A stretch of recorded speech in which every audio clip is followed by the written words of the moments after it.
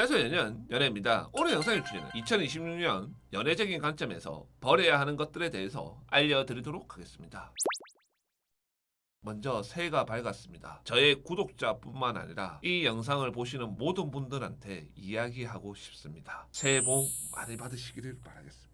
솔직히 이 영상을 12월 29일날 찍는데 3일만 지나면 한 살을 더 먹는다고 생각을 하니까 솔직히 기분은 안 좋아요. 어릴 때는 빨리 어른이 돼서 술 마시고 싶다, 차 운전하고 싶다 이럴 때도 있었고, 그때는 왜 그렇게 시간이 더디게 가고 안 갔는지 모르겠는데 지금은 너무나도 빨리 가요. 저랑 같은 기분을 느끼고 계신 분들한테 심심한 위로의 말씀을 전하면서, 그래도 새해니까 2026년도에는 연애적인 관점에서 이런 것들은 버려야 여러분들이 잘 살 수 있으니까 하나하나 알아보도록 하겠습니다.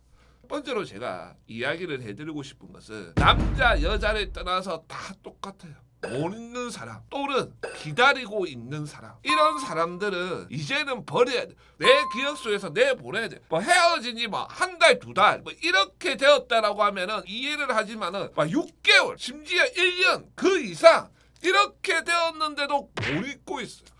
그러면서 3개월에 한 번씩 무속인 찾아갔다가 타로 찾아갔다가 열애 상담사 찾아갔다가 똑같은 이야기를 해요. 상황 때문에 헤어졌는데 그 남자는 나를 생각을 할까요? 그 남자는 돌아올까요? 그러면서 일부 사람들이 너의 간절함을 이용해서 어떻게 이야기를 하냐면은, 그 남자랑 너랑 사주상으로 연결이 잘 되어 있기 때문에 강한 기운을 너가 넣어주면은 그 사람이 너한테 돌아올 수 있다, 부적 쓰라, 이런 이야기들을 하잖아요. 그거는 신을 내려받지 않은 사람들도 얼마든지 할 수 있는 말이에요. 그게 오겠냐고. 실제로 왔던데요, 후기 보니까 그렇던데요, 이런 이야기들을 하는데, 그것을 써서 된 게 아니라 원래 돌아올 사람이었어요. 죄라는 것은 딱 두 가지로 생각을 하시면 돼요. 영영 돌아오지 않을 사람, 그리고 돌아올 사람이에요. 실제로 아무것도 안 하고 가만히 있었는데 그냥 그 남자가 돌아왔더라, 그 남자가 뭐 6개월 만에 연락 왔더라, 1년 만에 연락 왔더라, 이런 것들 있어요. 그러면 그 여자가 부적 쓰고 굿하고 뭐 상담하고 막 간절히 기도하고 이랬냐?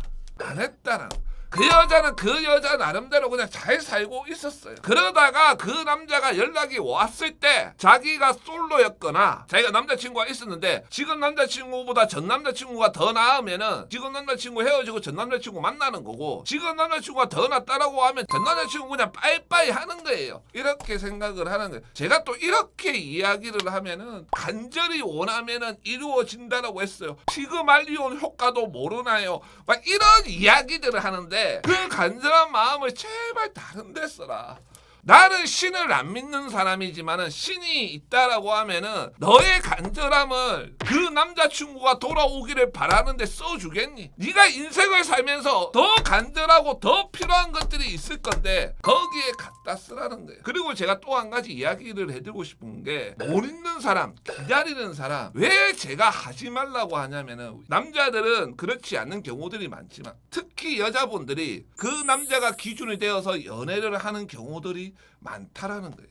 지금 그 남자를 못 잊고 있거나 기다리고 있는 여자분들, 그래서 아마 헤어진 지 뭐 4개월, 5개월 이제 그 이상 되었다라고 하면은 다른 남자 안 만난 거 아니잖아요. 소개팅 안 받은 거 아니잖아요. 그런데 문제는 뭐예요? 그만한 남자가 나오지 않는 거고, 그만한 남자가 나왔는데 나를 별로 좋아하지 않는 거란 말이에요. 지금 그렇기 때문에 그 남자를 못 잊고 있고 기다리고 있는 거란 말이에요. 이렇게 되어버리면은 안 된다는 거예요.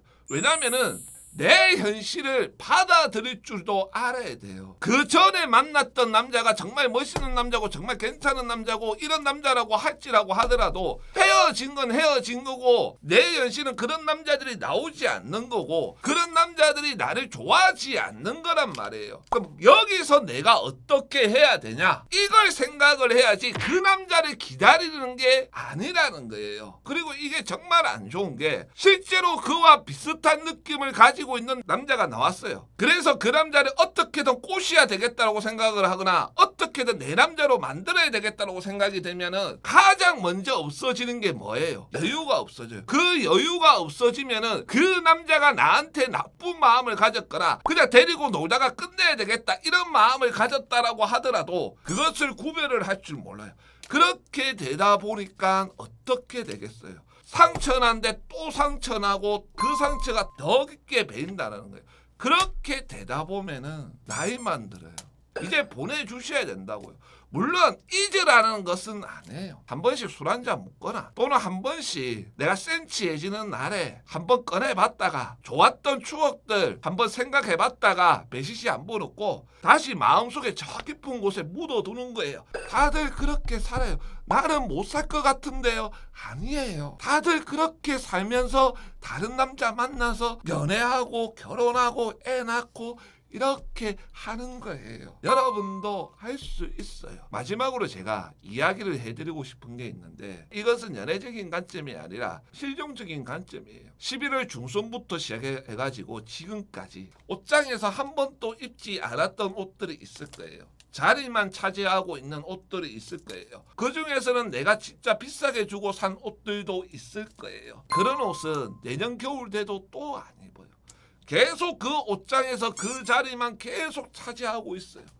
이럴 때는 가감하게 버리거나 가감하게 당근에 가가지고 나눔을 하거나 팔거나 빨리 하셔야 돼요. 비워낼 줄 알아야 다른 것을 얻어요. 마음도 물건도 다 비울 줄 알아야 다른 것이 들어와서 나에게 더 좋은 운을 주고 더 좋은 기운을 준단 말이에요. 여러분들의 현명한 선택을 바라겠습니다. 감사합니다.